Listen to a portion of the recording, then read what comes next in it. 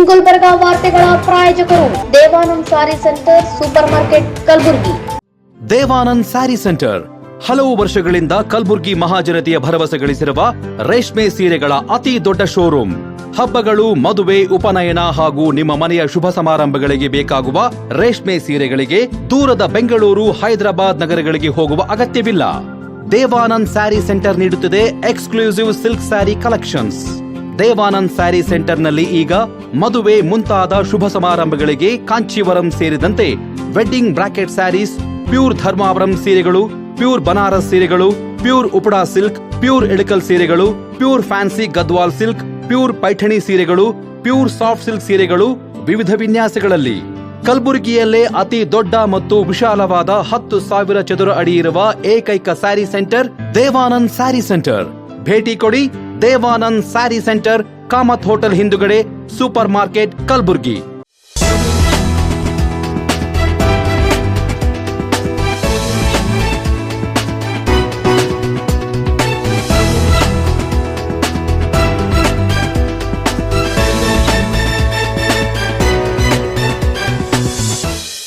ನಮಸ್ಕಾರ. ಇನ್ ಗುಲ್ಬರ್ಗ ವಾರ್ತೆಗಳಿಗೆ ಸ್ವಾಗತ. ಮೊದಲಿಗೆ ಹೆಡ್ಲೈನ್ಸ್. ಪ್ರಿಯಾಂಕ ಖರ್ಗೆ ಶಾಖೆಗೆ ಬರಲಿ, ಆರ್ಎಸ್ಎಸ್ ತಿಳಿದುಕೊಳ್ಳಲಿ, ಸಿಟಿ ರವಿ. ಆರ್ ಪಟೇಲ್ ಆಸ್ಪತ್ರೆ ಸಾವಿನ ಪ್ರಕರಣ, ಆಸ್ಪತ್ರೆ ಚಿಕಿತ್ಸೆ ನೀಡಿದ ವ್ಯಕ್ತಿ ಹಾಗೂ ಅಧಿಕಾರಿಗಳ ನಿರ್ಲಕ್ಷ್ಯದ ಸಮಗ್ರ ತನಿಖೆಗೆ ಭೀಮಶಕ್ತಿ ಆಗ್ರಹ. ಡಿಸಿಆರ್ಬಿ ಪಿಎಸ್ಐ ಬಸವರಾಜ್ ಹೇರೂರ್ ಆತ್ಮಹತ್ಯೆ, ಗಂಗಾನಗರದ ಮನೆಯಲ್ಲಿ ನೇಣಿಗೆ ಶರಣು. ರಾಜಕೀಯಕ್ಕೆ ಜಾತಿ ಸಂಘಟನೆಗಳ ದುರುಪಯೋಗ, ಶಿವಸೇನೆ ರಾಜ್ಯಾಧ್ಯಕ್ಷ ಸಿದ್ದಲಿಂಗ ಸ್ವಾಮೀಜಿ ಆರೋಪ. ಈಗ ವಾರ್ತೆಗಳ ವಿವರ. ಇರಾನ್ ಅಮೆರಿಕ ನಡುವೆ ಯುದ್ಧದ ವಾತಾವರಣ ನಿರ್ಮಾಣವಾಗದೇ ಇದ್ದರೆ ದೇಶದಲ್ಲಿ ಬೆಲೆ ಏರಿಕೆ ಹಾಗೂ ಸಿಲಿಂಡರ್ ಸಮಸ್ಯೆ ಎದುರಾಗುತ್ತಿರಲಿಲ್ಲ ಎಂದು ಬಿಜೆಪಿ ಎಂಎಲ್ಸಿ ಸಿಟಿ ರವಿ ಹೇಳಿದ್ದಾರೆ. ಜೇವರ್ಗಿ ಪಟ್ಟಣದಲ್ಲಿ ಸುದ್ದಿಗಾರರೊಂದಿಗೆ ಮಾತನಾಡಿದ ಅವರು, ಜಾಗತಿಕ ಯುದ್ಧದ ಭೀತಿ ಆರ್ಥಿಕತೆಯ ಮೇಲೂ ಪರಿಣಾಮ ಬೀರಿದ್ದು, ಅದರ ಪರಿಣಾಮವಾಗಿ ದೇಶದಲ್ಲಿ ಬೆಲೆ ಏರಿಕೆ ಹಾಗೂ ಗ್ಯಾಸ್ ಸಿಲಿಂಡರ್ ಪೂರೈಕೆಯಲ್ಲಿ ತೊಂದರೆ ಉಂಟಾಗಿದೆ ಎಂದು ಹೇಳಿದರು. ನೀಟ್ ಪರೀಕ್ಷೆಯನ್ನು ಈ ಬಾರಿ ಅತ್ಯಂತ ಜಾಗರೂಕತೆಯಿಂದ ನಡೆಸಲಾಗುತ್ತಿದ್ದು, ಪ್ರಶ್ನೆ ಪತ್ರಿಕೆಗಳನ್ನು ಸುರಕ್ಷಿತವಾಗಿ ತಲುಪಿಸಲು ಭಾರತೀಯ ವಾಯುಸೇನೆಯ ನೆರವು ಪಡೆಯಲಾಗಿದೆ. ವಿದ್ಯಾರ್ಥಿಗಳಿಗೆ ಯಾವುದೇ ತೊಂದರೆ ಆಗದಂತೆ ಈ ಕ್ರಮ ಕೈಗೊಳ್ಳಲಾಗಿದ್ದು, ಇದಕ್ಕೆ ಬೇರೆ ಯಾವುದೇ ಉದ್ದೇಶವಿಲ್ಲ ಎಂದು ಸ್ಪಷ್ಟಪಡಿಸಿದರು. ಧರ್ಮೇಂದ್ರ ಅವರ ರಾಜೀನಾಮೆ ಕುರಿತ ಪ್ರಶ್ನೆಗೆ ಉತ್ತರಿಸಿದ ಅವರು, ಸರ್ಕಾರ ತಪ್ಪಿತಸ್ಥರನ್ನು ರಕ್ಷಿಸುವ ಕೆಲಸ ಮಾಡಿಲ್ಲ, ತಪ್ಪಿತಸ್ಥರಿಗೆ ಶಿಕ್ಷೆ ನೀಡಿ ಮರುಪರೀಕ್ಷೆ ನಡೆಸಲಾಗುತ್ತಿದೆ ಎಂದು ಹೇಳಿದರು. ಬಿಡದಿ ಟೌನ್ಶಿಪ್ ಯೋಜನೆ ಕುರಿತು ಪ್ರತಿಕ್ರಿಯಿಸಿದ ಸಿಟಿ ರವಿ, ಅಭಿವೃದ್ಧಿಗೆ ಬಿಜೆಪಿಯ ವಿರೋಧವಿಲ್ಲ, ಆದರೆ ರೈತರ ಒಪ್ಪಿಗೆ ಪಡೆದು ಟೌನ್ಶಿಪ್ ನಿರ್ಮಿಸಬೇಕು. ರೈತರನ್ನು ಬೆದರಿಸಿ ಅಥವಾ ಒತ್ತಡ ಹೇರುವ ಮೂಲಕ ಯೋಜನೆ ಜಾರಿಗೊಳಿಸಬಾರದು. ಬಿಜೆಪಿ ರೈತರ ಪರವಾಗಿ ನಿಲ್ಲಲಿದ್ದು,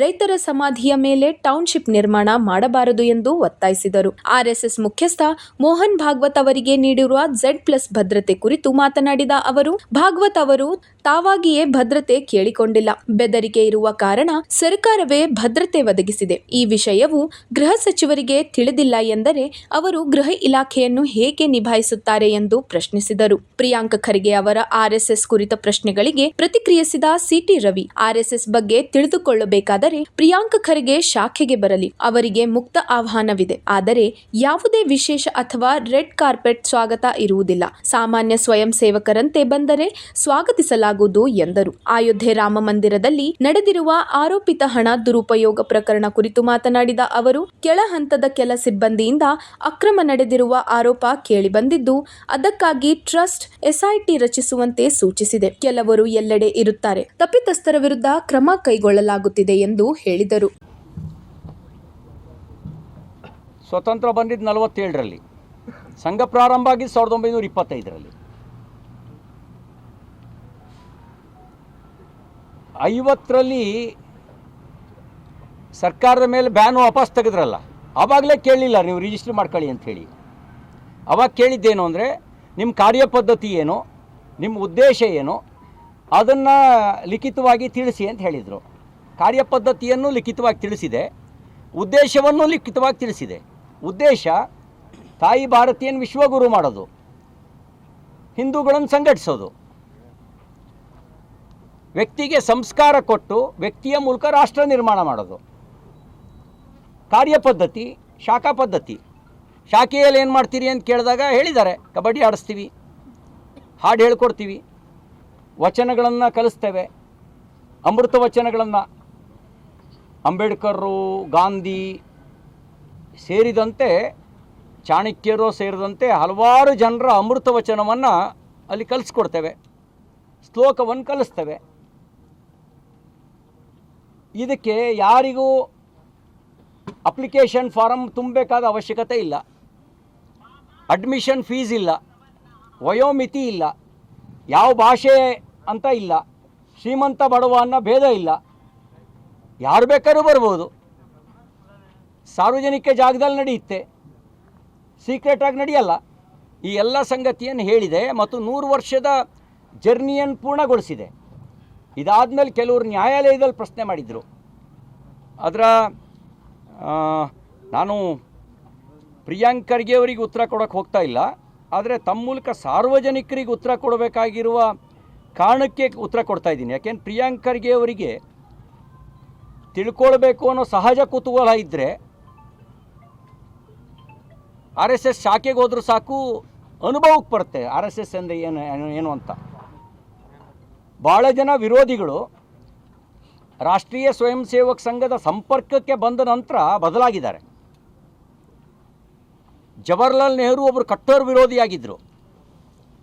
ಜವಾಹರ್ಲಾಲ್ ನೆಹರೂರವರು ತನ್ನ ಅಂತ್ಯಕಾಲದಲ್ಲಿ ಗಣರಾಜ್ಯೋತ್ಸವದ ಪೆರೇಡ್ಗೆ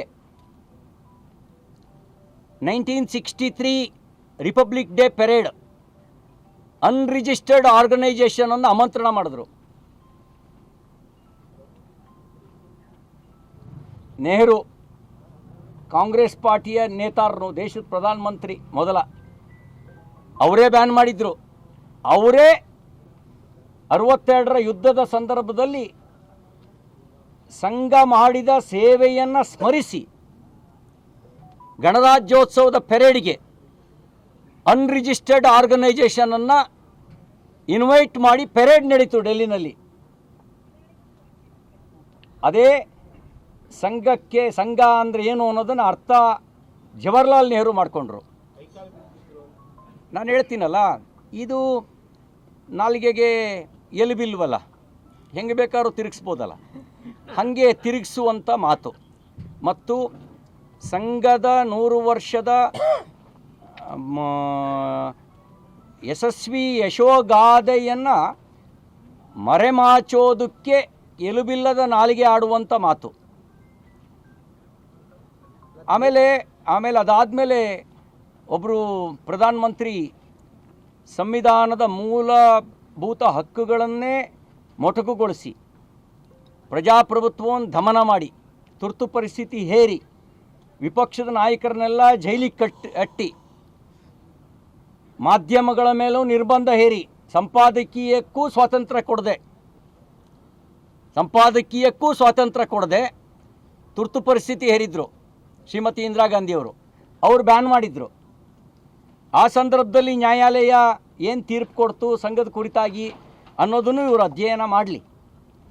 ಸಂಘ ಏನು ಅಂತ ಇವ್ರಿಗೆ ಅರ್ಥ ಆಗಬೇಕು ಅಂದರೆ ಶಾಖೆಗೆ ಬಂದರೆ ಅದು ಅನುಭವಕ್ಕೆ ಬರುತ್ತೆ.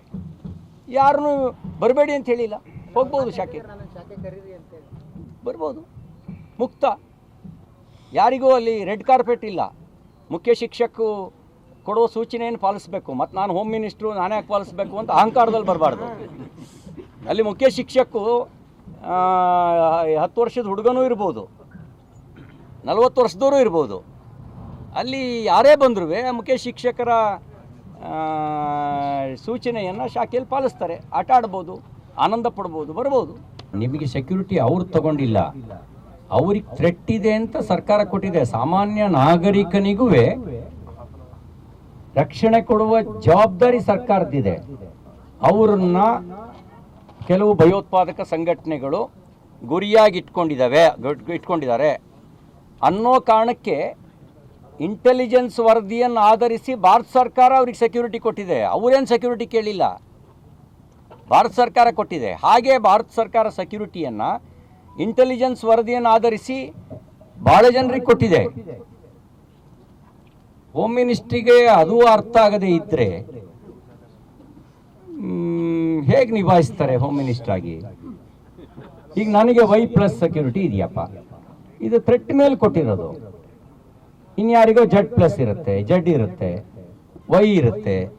ಇದೆಲ್ಲ ಅವ್ರ ಮೇಲಿನ ಥ್ರೆಟ್ ಮೇಲೆ ಕೊಟ್ಟಿರ್ತಕ್ಕಂಥದ್ದು. ಅವರಿಗಿರುವ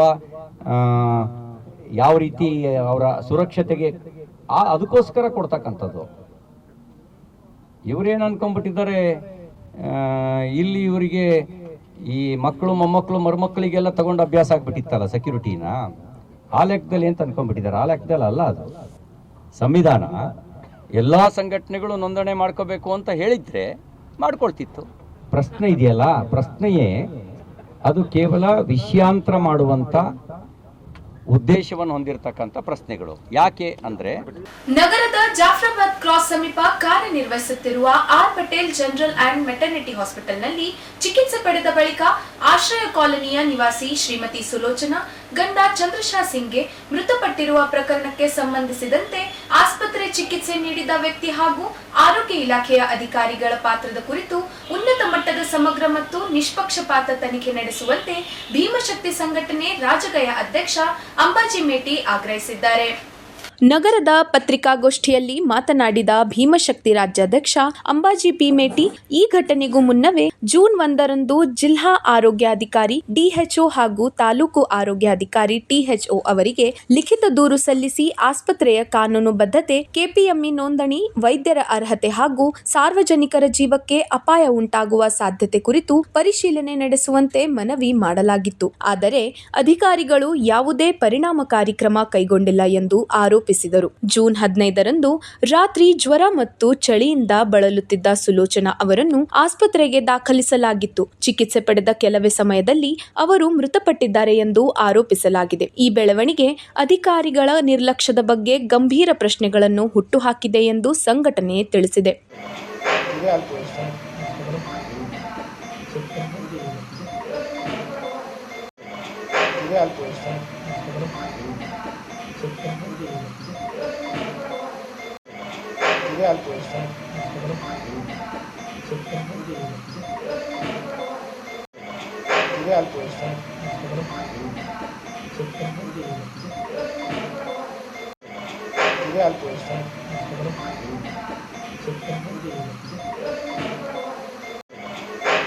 ಆಸ್ಪತ್ರೆಯ ನರ್ಸ್ ನೀಡಿರುವ ಹೇಳಿಕೆಯಲ್ಲಿ ರಹೀಂ ಪಟೇಲ್ ಸೂಚಿಸಿದ ಇಂಜೆಕ್ಷನ್ ಅನ್ನು ರೋಗಿಗೆ ನೀಡಿದ್ದಾಗಿ ತಿಳಿಸಿದ್ದು, ಇಂಜೆಕ್ಷನ್ ಪಡೆದ ಬಳಿಕ ರೋಗಿಯು ಕೈ ಜುಮ್ ಆಗುತ್ತಿದೆ, ಇಡೀ ಮೈ ತಳತಳಿಸುತ್ತಿದೆ ಎಂದು ಅಸ್ವಸ್ಥತೆ ವ್ಯಕ್ತಪಡಿಸಿದ್ದಾಳೆ ಎಂದು ಸಂಘಟನೆ ಮುಖಂಡರು ಹೇಳಿದ್ದಾರೆ. ಈ ಸಂಬಂಧದ ವಿಡಿಯೋ ಸಾಕ್ಷ್ಯವು ತಮ್ಮ ಬಳಿ ಇದೆ ಎಂದು ಸಂಘಟನೆ ತಿಳಿಸಿದೆ. ಇದರಿಂದ ಚಿಕಿತ್ಸೆ ನೀಡಿದವರು ಯಾರು, ಇಂಜೆಕ್ಷನ್ ಸೂಚಿಸಿದವರು ಯಾರು, ಅವರ ವೈದ್ಯಕೀಯ ಅರ್ಹತೆ ಏನು ಹಾಗೂ ರೋಗಿಯ ಸ್ಥಿತಿ ಹದಗೆಟ್ಟ ಬಳಿಕ ಯಾವ ರೀತಿಯ ಚಿಕಿತ್ಸೆ ನೀಡಲಾಯಿತು ಎಂಬ ಪ್ರಶ್ನೆಗಳು ಉದ್ಭವಿಸಿವೆ ಎಂದು ಭೀಮಶಕ್ತಿ ತಿಳಿಸಿದೆ.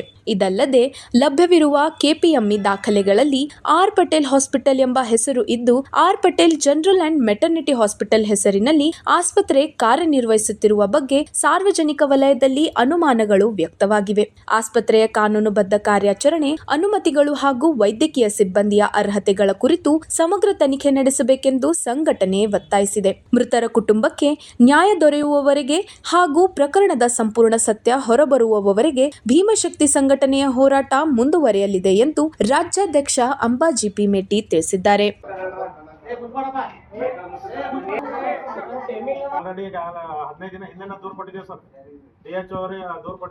ಅಮಾಯಕರ ಜೀವ ಜೊತೆ ಆಟ ಆಡ್ತಾರೋ ವೈದ್ಯರಿಗೆ ಕಲಬುರಗಿ ಜಿಲ್ಲೆಯ ಡಿಎಚ್ಒ ಅವರಿಗೆ ಕಲಬುರಗಿ ಡಿಎಚ್ಒ ಅವರಿಗೆ ಮೊನ್ನೆ 15ನೇ ತಾರೀಕು ಸುಲೋಚನಾ ಗಂಡ ಚಂದ್ರಶೇಖರ್ ಸಿಂಗೆ ಅಂತೇಳಿ ಮಹಿಳಾ ರೋಗಿಯೊಬ್ರು ಚಳಿ ಜ್ವರ ಬರ್ತಾ ಇದೆ ಅಂತೇಳಿ ಆಸ್ಪತ್ರೆಗೆ ಹೋಗ್ತಾರೆ. ಆಶ್ರಯ ಕಾಲನಿ ಶೇಖ್ ರೋಜಾ ನಿವಾಸಿ ಅವರು ಆಟೋದಲ್ಲಿ ಹೋಗ್ತಾರ. ಆಟೋದಾಗ ಇಳಿದು ಅವರೇ ನೇರವಾಗಿ ಆಸ್ಪತ್ರೆಗೆ ನಡ್ಕೊತ ಹೋಗ್ತಾರ. ಬರೀ ಚಳಿ ಜ್ವರ ಅಂತ ಹೋಗಿರ್ತಾರೆ. ರಾತ್ರಿ 8:30 ಗಂಟೆಗೆ ಹೋಗ್ತಾರ. 9:15 ಒಳಗಡೆ ಅಲ್ಲೊಂದು ಗ್ಲುಕೋಸ್ ಕೊಡೋ ಆಸ್ಪತ್ರೆ ಸಿಬ್ಬಂದಿಗಳು ಒಂದು ಗ್ಲುಕೋಸ್ ಕೊಡ್ತಾರೆ, ಒಂದು ಇಂಜೆಕ್ಷನ್ ಕೊಡ್ತಾರೆ. ಅದು ಕೊಟ್ಟ ನಂತರ ಅಲ್ಲೇ ಸ್ಪಾಟ್ ಡೆತ್ ಆಗಿರುತ್ತೆ. ಆಸ್ಪತ್ರೆಯ ನಿರ್ಲಕ್ಷ್ಯನೇ ಇದಕ್ಕೆ ಕಾರಣ ಮತ್ತು ನಮ್ಮ ವಾದ ಏನಂದ್ರೆ ಈಗಾಗಲೇ ಆ ಆಸ್ಪತ್ರೆ ಮೇಲೆ ಹಲವಾರು ಗಂಭೀರವಾದ ಆರೋಪಗಳು, ಒಂದು 2-3 ಡೆತ್ಗಳು ಆಗಿವೆ ಅನ್ನೋದೊಂದು ಮಾಹಿತಿ ನಮಗ 1 ತಿಂಗಳಿಂದ ಸಿಕ್ಕಿದೆ. 1 ತಿಂಗಳಿಂದ ನಾವು ಅದನ್ನು ಮತ್ತೆ ಯಾವುದರ ಪ್ರಕರಣ ಪ್ರಮುಖ ಸಾಕ್ಷಿಯನ್ನ ಸಿಕ್ಕ ನೋಡೋಣ ಅಂತೇಳಿ ಆಲ್ರೆಡಿ 1ನೇ ತಾರೀಕು, ಇದೇ ತಿಂಗಳು 1ನೇ ತಾರೀಕು ನಾವು DH ಅವರಿಗೂ ಸುಧಾ ಕಂಪ್ಲೇಂಟ್ ಕೊಟ್ಟಿದ್ದೀವಿ. ಇದು ಪ್ರಕರಣ, ಈ ಆಸ್ಪತ್ರೆ ಈ ತರ ಸಮಸ್ಯೆ ಆಗ್ತಾ ಇದೆ, ಅದು ಬೇರೆ ಎಲ್ಲ ಹೇಳ್ತಾ ಇದಾರೆ. ಇದು ಆಸ್ಪತ್ರೆಯ ಪ್ರಮುಖ ವೈದ್ಯರು ಏನಿದ್ದಾರೆ ರಹೀಂ ಪಟೇಲ್ ಅವರು RMP ಡಾಕ್ಟರ್ ಇದ್ದಾರೆ, ಅವರು ವೈದ್ಯರಲ್ಲ ಅಂತೇಳಿ ಎಲ್ಲ ಆರೋಪಗಳು ಕೇಳಿ ಬರ್ತಾ ಇರೋದ್ರಿಂದ ನಾವು ಇದನ್ನು ಕೂಲಂಕುಷವಾಗಿ ಪರಿಶೀಲನೆ ಮಾಡ್ಬೇಕಂತೇಳಿ DH ಅವರಿಗೆ, DC ಅವರಿಗೆ ಮತ್ತು TH ಅವರಿಗೆ ದೂರು ಕೂಡ ಕೊಟ್ಟಿದ್ದೀವಿ.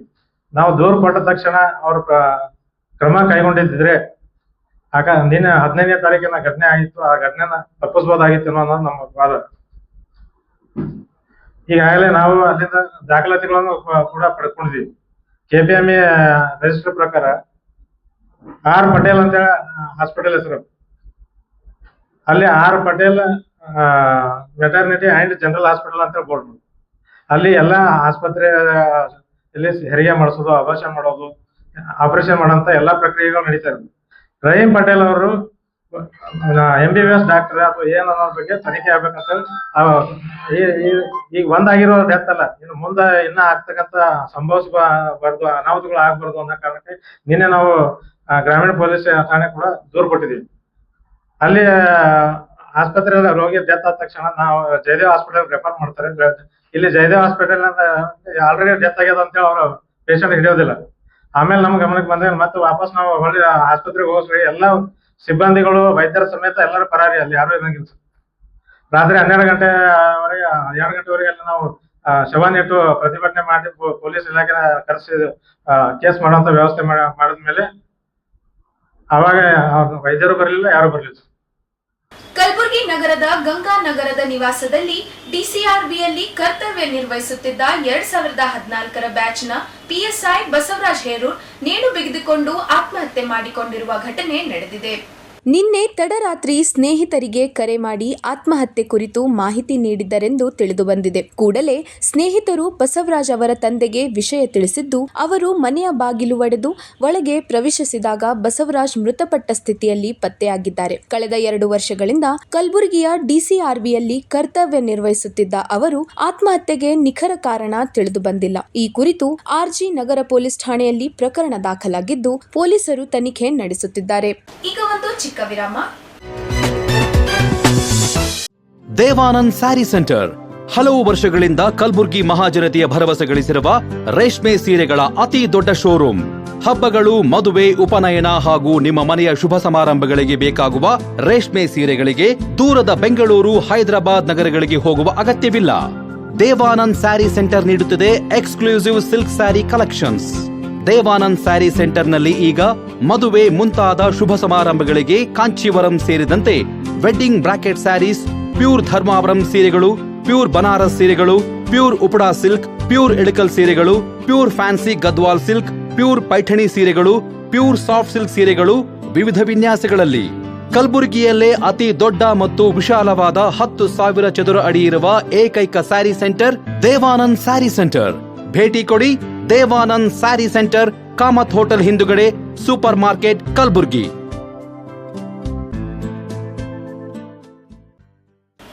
ವಿರಾಮದ ನಂತರ ವಾರ್ತೆಗಳಿಗೆ ಮತ್ತೊಮ್ಮೆ ಸ್ವಾಗತ. ಕಲಬುರಗಿಯಲ್ಲಿರುವ ವೀರಶೈವ ಲಿಂಗಾಯತ ಮಹಾಸಭೆ ಸೇರಿದಂತೆ ಕೆಲವು ಜಾತಿ ಸಂಘಟನೆಗಳು ಹಾಗೂ ಸಮಾಜದ ಮುಖಂಡರು ಬಡವರ ಪರವಾಗಿ ಹೋರಾಟ ನಡೆಸುವ ಬದಲು ರಾಜಕೀಯ ಪ್ರೇರಿತವಾಗಿ ಧ್ವನಿ ಎತ್ತುತ್ತಿದ್ದಾರೆ ಎಂದು ಶಿವಸೇನೆ ಕರ್ನಾಟಕ ರಾಜ್ಯಾಧ್ಯಕ್ಷ ಸಿದ್ದಲಿಂಗ ಸ್ವಾಮೀಜಿ ಆರೋಪಿಸಿದ್ದಾರೆ.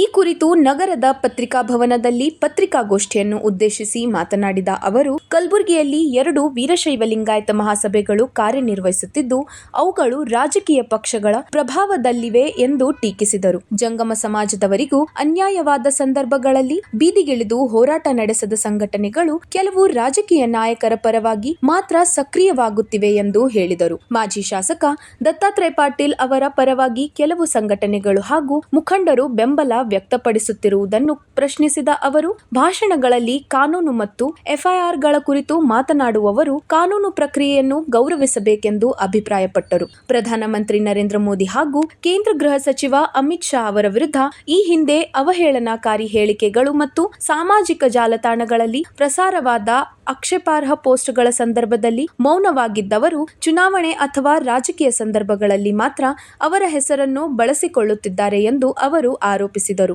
ಈ ಸಂಬಂಧ ಪೊಲೀಸ್ ಇಲಾಖೆ ಕೂಡ ಅಗತ್ಯ ಕ್ರಮ ಕೈಗೊಂಡಿಲ್ಲ ಎಂದು ದೂರಿದರು. ಕೆಲವು ಮಠಾಧೀಶರು ಮಾಜಿ ಶಾಸಕ ದತ್ತಾತ್ರೇಯ ಪಾಟೀಲ್ ಅವರ ಪರವಾಗಿ ವಿಡಿಯೋಗಳನ್ನು ಬಿಡುಗಡೆ ಮಾಡಿರುವುದನ್ನು ಉಲ್ಲೇಖಿಸಿದ ಅವರು, ಪಾಳ ಮಠದ ಜಮೀನು ಸೇರಿದಂತೆ ವಿವಿಧ ವಿವಾದಗಳ ಕುರಿತು ಯಾಕೆ ಧ್ವನಿ ಎತ್ತಲಿಲ್ಲ ಎಂದು ಪ್ರಶ್ನಿಸಿದರು. ಅಲ್ಲದೆ ದಂಡಗುಂಡ ಸಂಗಮೇಶ್ವರ ಮಠಕ್ಕೆ ಸಂಬಂಧಿಸಿದ ಪ್ರಕರಣಗಳಲ್ಲಿಯೂ ಕೆಲವರ ವಿರುದ್ಧ ಯಾವುದೇ ಮಠಾಧೀಶರು ಮಾತನಾಡಲಿಲ್ಲ ಎಂದು ಆರೋಪಿಸಿದರು.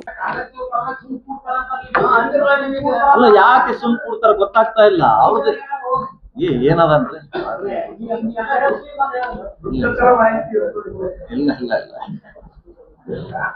ಅಲ್ಲ, ನನಗ್ ಕೇಳೋದಕ್ಕಿಂತಲೂ ಪ್ರಿಯಾಂಕಾ ಖರ್ಗೆ ಅವ್ರು ಕೇಳ್ರ ಅವ್ರು ಏನಾದ್ರು ಕಾಂಗ್ರೆಸ್ ಬರ್ತಾ ಇದ್ದಾರೆ ಅಂತ. ಬರಲ್ಲ. ಈಗ ನೋಡಿ, ಇಷ್ಟು ದಿವಸ ರಾಜ್ಯ ಮಟ್ಟದ ನಾಯಕರಿದ್ದರು, ರಾಜ್ಯದಲ್ಲಿ ಪ್ರೆಸ್ ಮೀಟ್ ಮಾಡಿ. ಈಗ ದಿಲ್ಲಿಗೆ ಹೋಗಿ ರಾಷ್ಟ್ರ ಮಟ್ಟದ ನಾಯಕರಾಗ್ಯಾರ ಪ್ರೆಸ್ ಮೀಟ್ ಮಾಡಿ. ಇನ್ನೊಂದ್ ಸ್ವಲ್ಪ ಅಮೆರಿಕಕ್ಕೆ ಹೋಗಿ ಪ್ರೆಸ್ ಮೀಟ್ ಮಾಡಿ ಅಂತಾರಾಷ್ಟ್ರೀಯ ಮಟ್ಟದ ನಾಯಕರಾಗ್ತಾರೆ. ನಮ್ಗೆ ಬಹಳ ಸಂತೋಷ. ಮುಂದುವರಿಲಿ.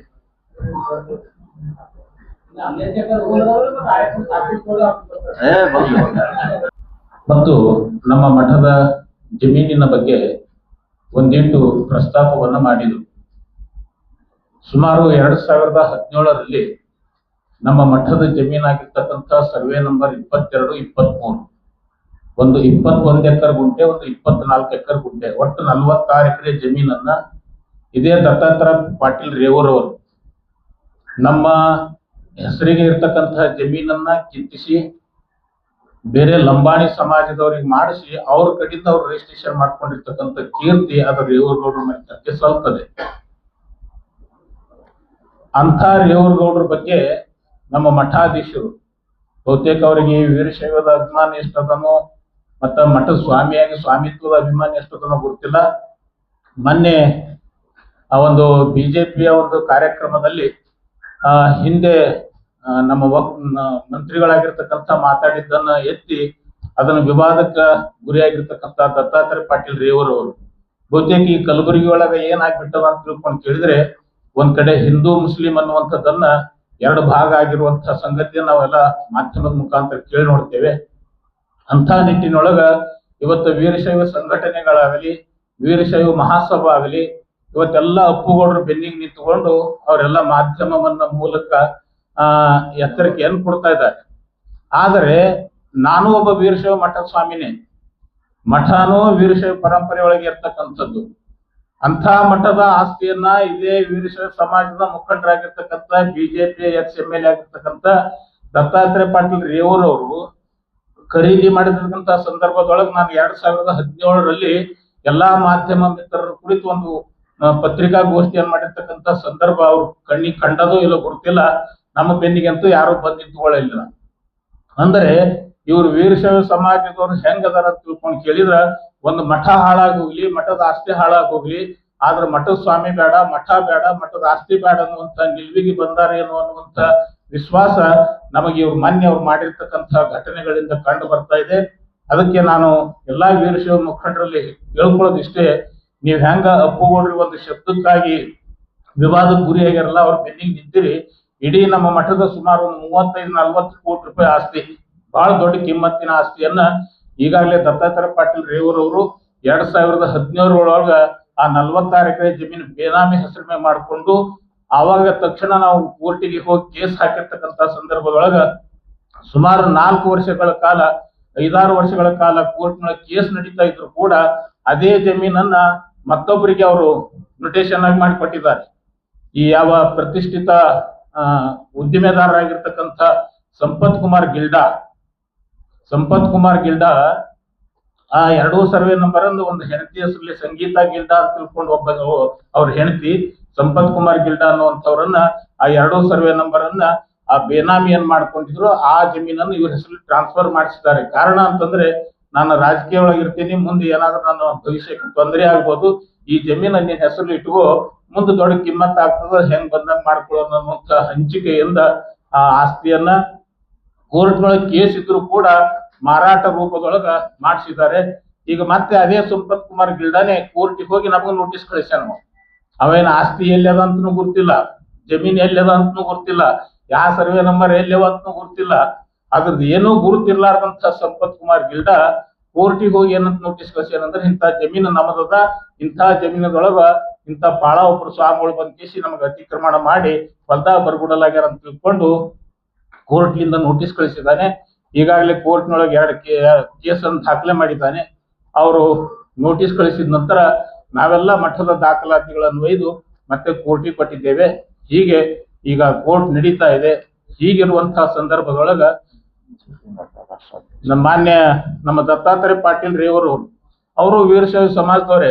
ಬಹುತೇಕ ರೇವೂರ್ಗೌಡ್ರ ಮನಿತನ ಅಂತ ತಿಳ್ಕೊಂಡು ಕೇಳಿದ್ರೆ ಅವ್ರ ಮನಿತನದ ಬಗ್ಗೆ ಈಗಾಗಲೇ ಬಹಳಷ್ಟು ಮಠಾಧೀಶರು ಹಾಡಿ ಹೊಗಳಿದ್ದಾರೆ.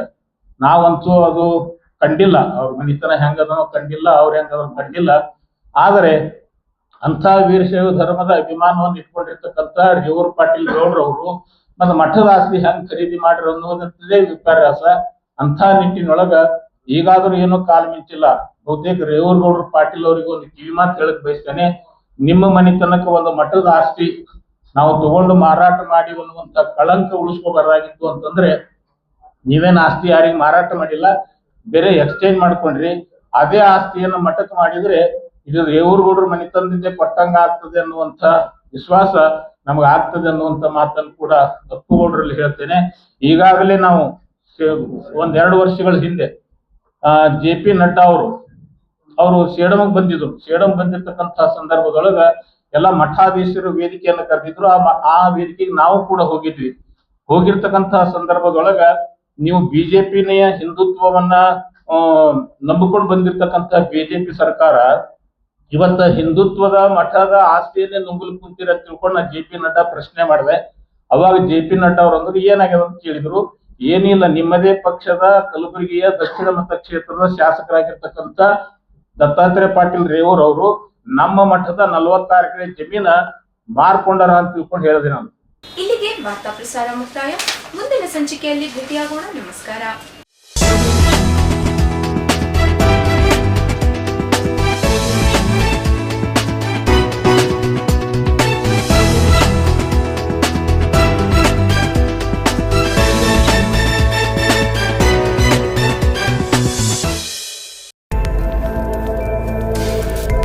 ಇನ್ ಗುಲ್ಬರ್ಗ ವಾರ್ತೆಗಳ ಪ್ರಾಯೋಜಕರು Devanand sari centre supermarket Kalaburagi. Devanand sari centre ಹಲವು ವರ್ಷಗಳಿಂದ ಕಲಬುರ್ಗಿ ಮಹಾಜನತೆಯ ಭರವಸೆ ಗಳಿಸಿರುವ ರೇಷ್ಮೆ ಸೀರೆಗಳ ಅತಿ ದೊಡ್ಡ ಶೋರೂಮ್. ಹಬ್ಬಗಳು, ಮದುವೆ, ಉಪನಯನ ಹಾಗೂ ನಿಮ್ಮ ಮನೆಯ ಶುಭ ಸಮಾರಂಭಗಳಿಗೆ ಬೇಕಾಗುವ ರೇಷ್ಮೆ ಸೀರೆಗಳಿಗೆ ದೂರದ ಬೆಂಗಳೂರು, ಹೈದರಾಬಾದ್ ನಗರಗಳಿಗೆ ಹೋಗುವ ಅಗತ್ಯವಿಲ್ಲ. ದೇವಾನಂದ್ ಸ್ಯಾರಿ ಸೆಂಟರ್ ನೀಡುತ್ತಿದೆ exclusive silk sari collections. Devanand sari ಸೆಂಟರ್ನಲ್ಲಿ ಈಗ ಮದುವೆ ಮುಂತಾದ ಶುಭ ಸಮಾರಂಭಗಳಿಗೆ ಕಾಂಚೀವರಂ ಸೇರಿದಂತೆ wedding brocade saris, pure Dharmavaram ಸೀರೆಗಳು, ಪ್ಯೂರ್ ಬನಾರಸ್ ಸೀರೆಗಳು, pure Uppada silk, pure Ilkal ಸೀರೆಗಳು, pure fancy Gadwal silk, pure Paithani ಸೀರೆಗಳು, ಪ್ಯೂರ್ ಸಾಫ್ಟ್ ಸಿಲ್ಕ್ ಸೀರೆಗಳು ವಿವಿಧ ವಿನ್ಯಾಸಗಳಲ್ಲಿ. ಕಲಬುರಗಿಯಲ್ಲೇ ಅತಿ ದೊಡ್ಡ ಮತ್ತು ವಿಶಾಲವಾದ 10,000 ಚದುರ ಅಡಿ ಇರುವ ಏಕೈಕ ಸ್ಯಾರಿ ಸೆಂಟರ್ ದೇವಾನಂದ್ ಸ್ಯಾರಿ ಸೆಂಟರ್. ಭೇಟಿ ಕೊಡಿ. ದೇವಾನಂದ್ ಸ್ಯಾರಿ ಸೆಂಟರ್, ಕಾಮತ್ ಹೋಟೆಲ್ ಹಿಂದುಗಡೆ, ಸೂಪರ್ ಮಾರ್ಕೆಟ್, ಕಲಬುರ್ಗಿ.